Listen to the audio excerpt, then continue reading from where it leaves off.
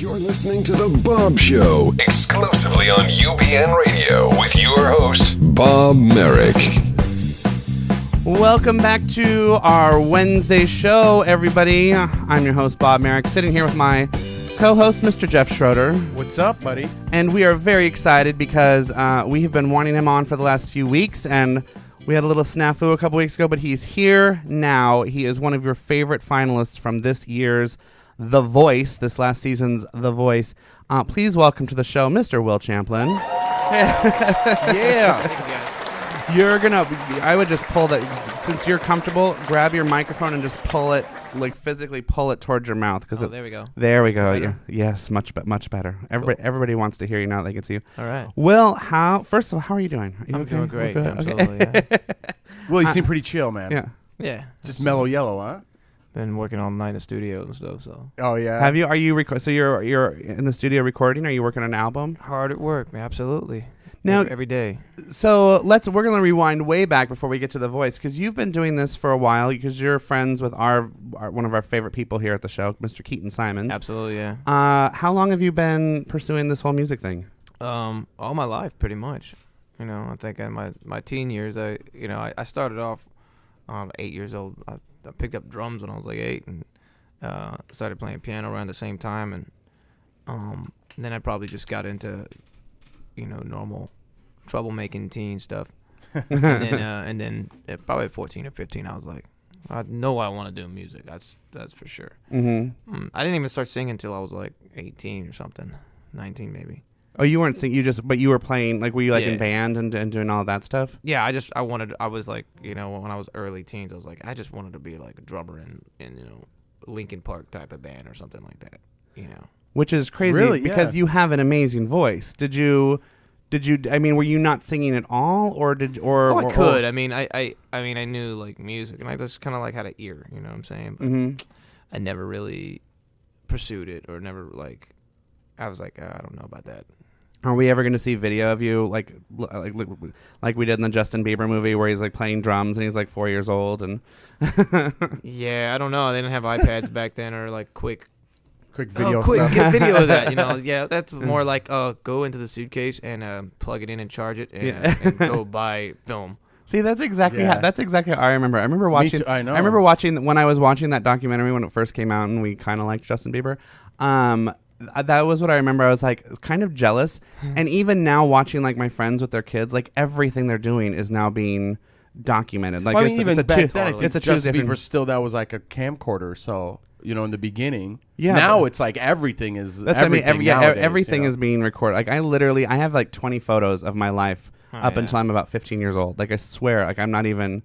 I really have like no documentation of my childhood. Some things are better left in the memories anyway. You know what I mean? I don't need exact documentation of how things went down. That's even true. though that's Unless the you world we become live in. unless you become a big rock star, like Will. Yeah, but then you can't make any big fish stories. You know what I mean? That's true.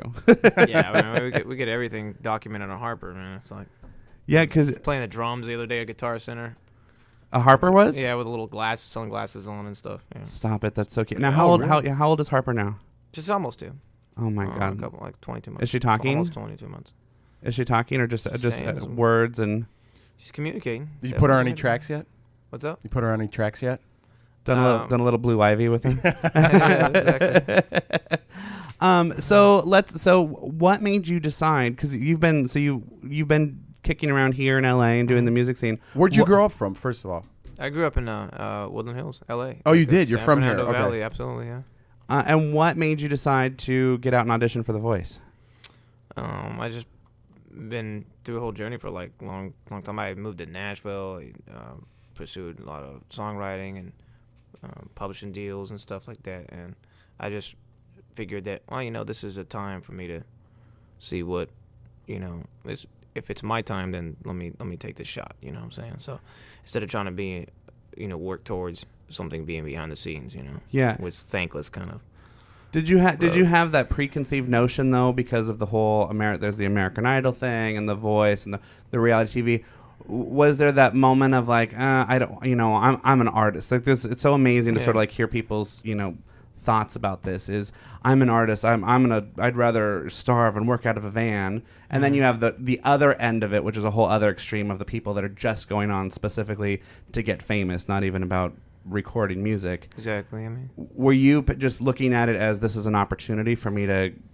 Was it a contemplation get for you? Like, I want to take this route or don't want to take this route? Because Keaton's the opposite. Keaton I never. I mean, for years. I mean, I've watched a little bit of Idol here and there, but I'm like, I don't know. It's not for me. Yeah. But then The Voice came up, and I was like, this might be a little change of pace here, because I see guys doing their blinds, you know, being in their own element and staying true to their own musical integrity. And I'm like, well, that could be me possibly.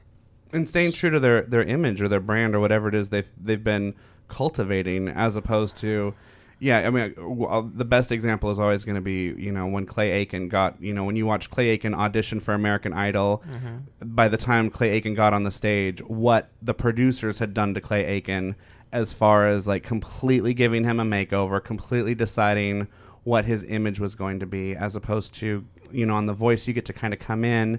If this is how you look, if this is, and if your vibe is alternative, or if your vibe is, you know, country, whatever your vibe is, they kind of cultivate and make the best of what you're already pursuing, as opposed to saying, okay, well, you look like a Broadway star, but we're going to make you into a pop star. They welcome it more so, is what you're saying, right? Yeah. Yeah, there's not like they don't pull like a 180 like a lot of other shows do. I mean, I think that you start at in one place and then you evolve from there. Mm-hmm. That's exactly what I feel like I was able to do for the most part. And you know, for covering other people's songs, I think you can be original, way more original on this type of show than in any other show.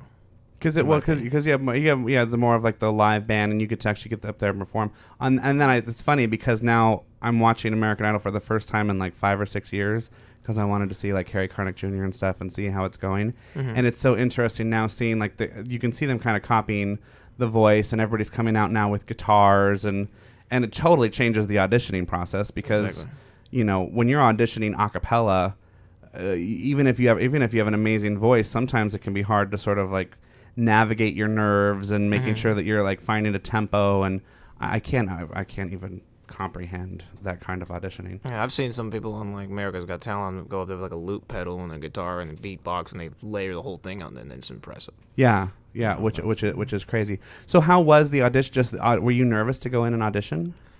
Not really. I mean, I just I know it was a lot of time put into it, so I was probably overamped or something, but How was it? Everything you thought afterwards? Now that it's all said and done, has it opened some doors? Or was it everything you expected? Maybe some not so much. Yeah, it's definitely opened some doors.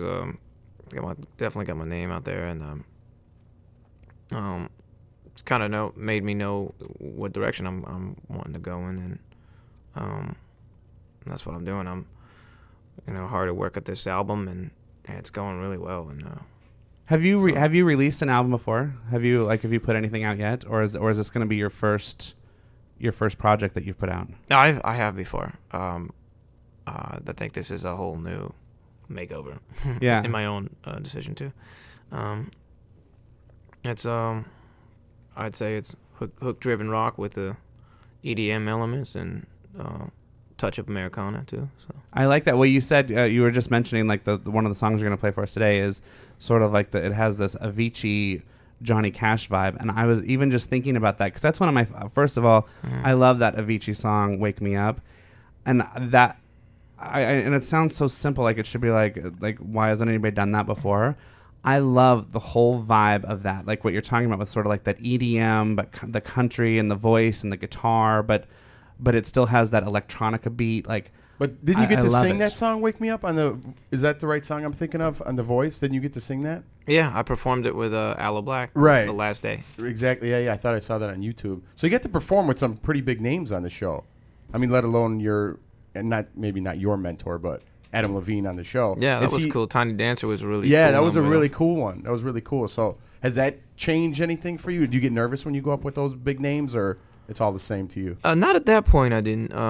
It was I kind of knew it was, it was everything to gain at that point. I'm like, man, this is the last stand here. So, but when you're like toe to toe with Adam God. Levine and he like belts out a tune, are you like, you know what? I'm gonna belt that one out a little bit stronger. Is there any of that going on? Maybe subconsciously. I don't think I don't think purposely though, of course. But,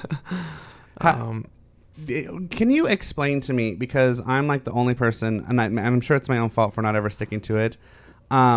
Every season I say I'm going to watch The Voice, and I watch the auditions, and I enjoy them. When they spin around in the chair, yeah, and they're spinning around in the chair, and I enjoy that part, and because I think it's interesting, and you're like, why aren't they spinning around? And sometimes you're like, why did they spin around? So I get into that.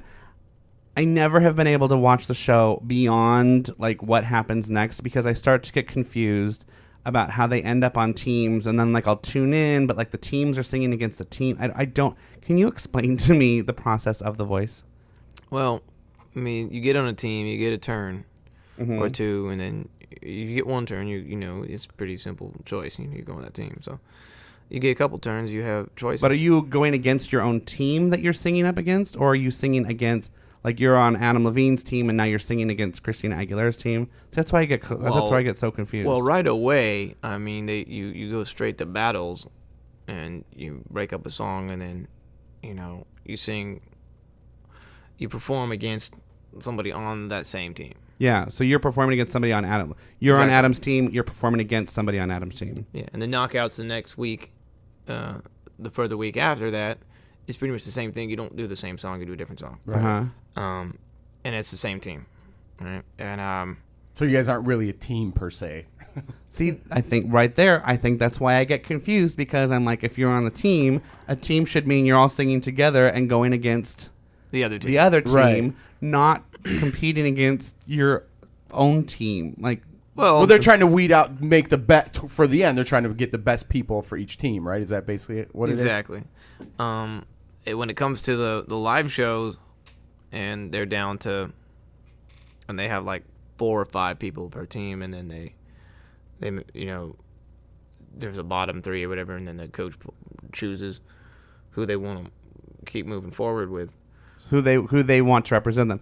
Because ultimately, the show, even though it's about picking a winning singer, it's really a competition between Adam Levine, Blake Shelton, Christina Aguilera, and CeeLo. Yeah. In a weird, Well, they get twisted into way. it. Yeah, That's what I mean. Like, so really, the competition is they almost want the between title them. of they pick the At the some winner point, of the there's show. definitely a lot in it for them, for sure. Yeah, Absolutely. Which I mean, is- it is a competition. which is such a weird thing. How many people turned around for you besides I Adam? think it's more competitive to them than it is To you, because you're just a like you just want to artist. sing. You know Yeah, what I'm saying? Because artists just want to be artists. Yeah. And I think it's more competitive. At some point, it's more competitive to them. Yeah. But I mean, that's cool though. I mean, what were you saying? I was gonna say Adam turned around. Obviously, who else did anyone else turn around for you? It was Blake, Adam, and then CeeLo. Oh, nice. And then how did you make that Yeah. choice? Just last minute gut feeling. It Oh, was really? a toss up between Adam and Blake. So you didn't have it going in like, man, this is who I hope this person really turns around. You didn't have that in your head at all. No, I just was like, let me just Somebody turn around. sing the hell out of it. You know? Please. Do Somebody, you feel please more? somebody just I mean, turn. just when I watch this show, I'm like, oh man. Even sometimes you could see the performances change once one person turns around, because then they almost loosen up a little bit. Like, thank God, someone turned around. Did that happen for you? Was there any change when you saw the first person turn around, like relieved a little bit? I guess it probably doses up a tad bit more confidence, like when you go in, than when you go into it. So Right. But Don't get too fired up, Will. Here, so calm down a little bit. exactly. So Will's like, just let me sing my damn song. But that would have been a hard. What do you think? What do you think it would have been like if you had chosen Blake? Like if you had gone down that path? I have no idea, and I think that me knowing what my direction is now, musically and artistically. That's what I'm wondering. Like I'm wondering if you had gone with Blake, if you think that would have changed Your style. you musically, like going. You would have had different mentors, and which is a whole other thing about the show I don't understand, because then mentors come in and. It's a lot going on in that show. Will's breaking it down, man. It's not a show. It's not a show for a casual watcher. I feel like it's a show that you have to really commit to, and I think that was always my problem, is the couple nights a week. I think Blake was definitely had his eyes open for somebody less obvious country this year. I mean, Mhm. there was country acts this year that didn't make it through the first couple rounds, and then he was left with Ray, Austin, and Cole, who are pretty far away from country. I mean, Austin can pull it off, Cole can pull it off, but that's not really what they're at, where they are musically. And it's like that. I think that Blake wanted to just branch out. Mm-hmm. And So- it could so- have been the case with me too if I Right. had gone with him. It might have been. I might have not been too comfortable with my own style at the time to choose him as a team. So. And to push for it. That would, yeah, because that is interesting, because it's sort of like writing that line, especially as a singer-songwriter, and in today's musical landscape, because country music over the course of the 90s became really kind of pop, and then and singer-songwritery stuff, because pop music really kind of died for a while in the 90s. As it all kind of came back around, a singer-songwriter really is, it's about a great melody, a great hook, a great song. And and almost the only thing that differentiates anymore between country and a singer-songwriter song ends up being the instruments that you're playing. And I think that's what's funny about Taylor Swift, because she obviously just released a major pop album. Her last album it's great. It's a total pop album. Mm-hmm. And then she'll play the same exact song, and she'll just add a banjo, and then all of a sudden you're like, okay, I see where that would have fit on country radio. You know what I mean? Like it's really kind of interesting to sort of hear that's really the only thing kind of like like the wall has become so thin between country music Right. and like pop music, especially but go back to like the 60s or 70s and country music, and you had like that Conway Twitty and Loretta Lynn, full twang, full you knew the difference. Hank Williams, you're now like, it's this kind of is- like this is blurred a little country. bit. Yeah. You don't know that they're coming from Nashville or vice versa. Yeah. Yeah. It's a very interesting thing. I want to remind everybody out there that is listening to us, because there's a lot of people listening. If you guys have questions or if you want to call in, we are at 323-284-7826. Somebody did ask a question in the chat room that I don't know where it went. You looked up that question. I have a question. How in touch are the people from The Voice, particularly Adam? Like I want to say, could you contact them right now? Basically, are they a help to you in any way post show? I mean, I think I was saying to myself that as soon as I get some more material done, I probably would reach out to Adam and, and be like, hey man, I'd love to share this stuff with you, man. I know once the show is over. Because they I was thinking like everybody on the show. Yeah, like, because is they it kept in like touch once for it, sure. once it's over, like see you later, like, or are they still helpful as your career goes on? Is No, it's kind of interesting to me. Just we definitely kept in touch. I think at some point when I finish a few things and it's a little more presentable and I polish a couple things up, I'm definitely gonna hit him up and be like, hey man, I'd love to send you a couple things, man. It's not over just because the show's over. So Yeah. Right. Well, it's just a question that I always had. Like, Yeah. I wonder how in touch these people stay, because sometimes when the show's over, just any reality show, it's kind of like, hey, thanks for coming. It was great having you. We got other things to do. Yeah, like how involved they stay as your right. mentor. Yeah, is really totally. the question. Or I mean, even the people on this show. You know what I mean? Like, I'm sure they could be of some help in the future too. Yeah, Just definitely. my own personal question. Well, speaking of new stuff and life after The Voice, you have a new song called "Eye of the Pyramid." cool. That we're going to play here in a moment. Let's talk about that, though. So what inspired that song? What's the song about? All that jazz. What inspired the song? The song was just kind of inspired musically, I wrote it with my brother-in-law, Steven Gallagher, actually, and When you say it was inspired musically, do you mean like the music came first and the lyrics came after? yeah, it did, and then it just happened to be, like mentally aligned to what we were talking about, and then what we were coming up with musically too. So, I started all with kind of like just different loops and stuff, like an Ableton Live, and screwing around with the banjo and some dubstep beats. I got as far away from my old self, singer-songwriter, like poppy jazzy singer-songwriter.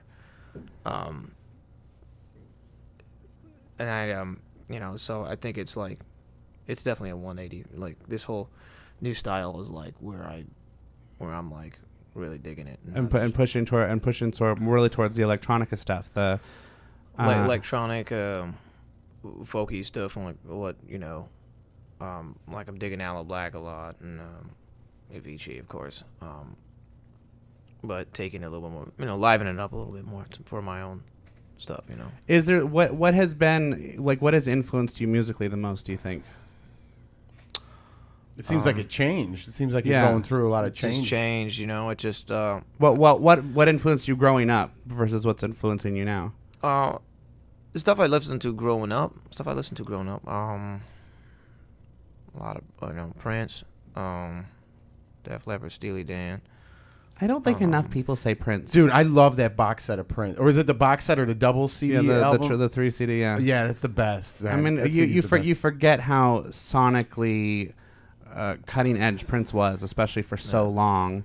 And I think because people forget that I don't think enough people share that they were influenced by Prince, to tell you the truth. List goes on. As far as influence goes, these days, I mean, I'm digging everybody between Black Keys, Kings Leon. Yeah. Who else? All the DJ guys, Calvin Harris, Avicii, Zed. Who else? I love it because that really does show. I mean, because that does will show up in what you're creating. Oh, Mumford & Sons and Edward Sharpe, of course. So yeah, that seems to be like kind of the music that's getting out there now. You know what I mean, with the Avicii and all the new things with kind of the DJ backgrounds. Yeah, Yeah, the DJs are. I mean, Calvin Harris, all these people that are like really hot right now, that are releasing like the most totally one extreme to the other. I mean, like that stuff to the most rawest kind of stuff between others I was mentioning, Lumineers and all that stuff. Yeah. And there was never mind. I was trying to think of the band that was just on Saturday Night Live this weekend. Oh, Did you watch Bastille. It? Yeah. Yeah. They had a really cool sound. Like that. Yeah, I love that song that they played. And I wasn't really familiar with them before that Saturday Night Live. Well, and one of my favorite performances on the Grammys this year was Imagine Dragons. Oh. Another band that, and actually we're playing, I have queued up here that we'll play on the show, your cover of, I think it was Radioactive.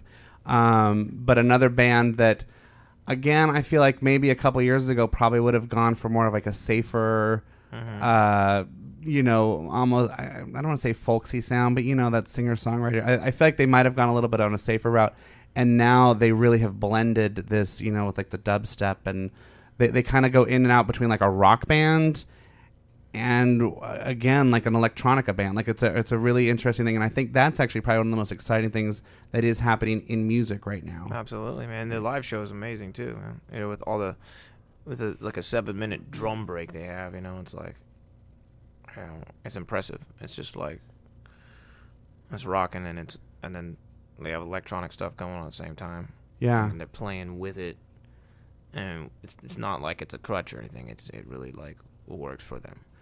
Brother Eden wants to know, how many new songs do you have ready for release? Roughly 6 at the moment. So we got about 4 or 5 at least to pump out. So do you think, are you going to do an EP or are you going to do a full album?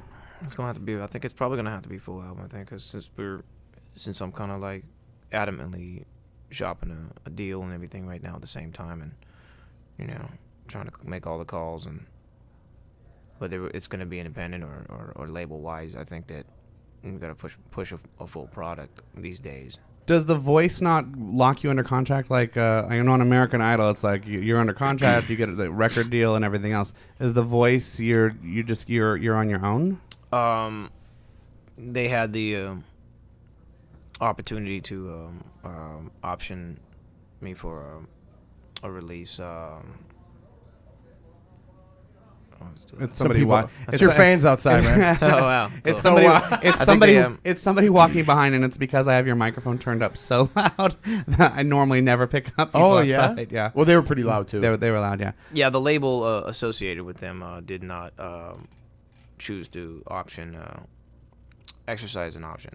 Okay. So, which means I'm as far as the everything except for tour. Yeah. The tour thing. I mean, there's like going to be that.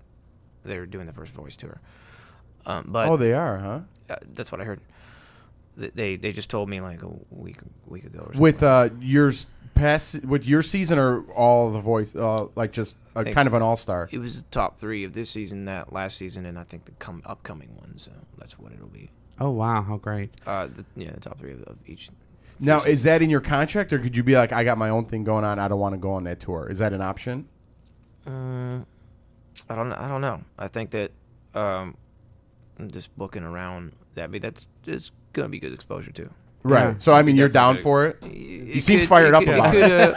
I'm not super fired up about it. I mean, I think it could equate to some good exposure, but I have no idea yet.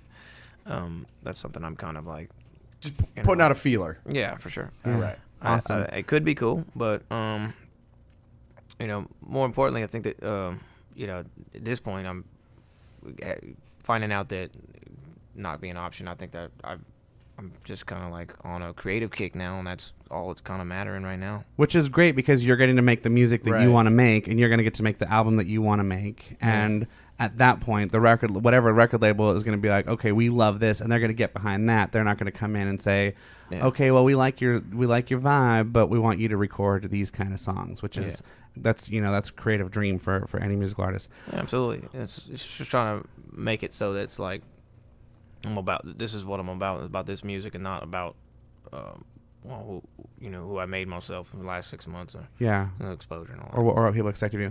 Well, we're going to play Eye of the Pyramid now. And we're going to take a quick break. I want to remind everybody that if you do want to call in and say hi, we're at 323-284-7826.